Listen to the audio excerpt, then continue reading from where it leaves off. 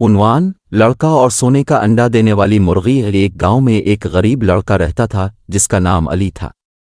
وہ اپنے والدین کے ساتھ ایک چھوٹے سے گھر میں رہتا تھا۔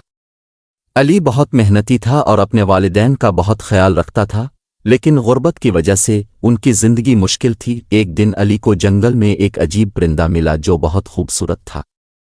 علی نے پرندے کو پکڑ کر اپنے گھر لے آیا۔ کچھ دنوں بعد علی نے دیکھا کہ پرندے نے ایک انڈا دیا، لیکن یہ عام انڈا نہیں تھا بلکہ سونے کا انڈا تھا۔ علی بہت خوش ہوا اور اس نے وہ انڈا بازار میں فروخت کر دیا۔ اس کے بدلے میں اسے بہت سے پیسے ملے۔ اب ہر روز وہ پرندہ ایک سونے کا انڈا دیتا تھا اور علی اس انڈے کو بیچ کر بہت پیسے کما لیتا تھا۔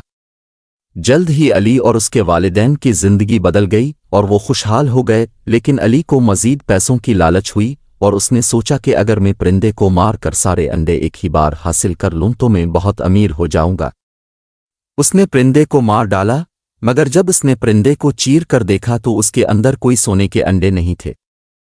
علی کو بہت افسوس ہوا کہ اس نے اپنی لالچ کی وجہ سے اتنی قیمتی چیز کھو دی۔ سبق: لالچ بری بلا ہے۔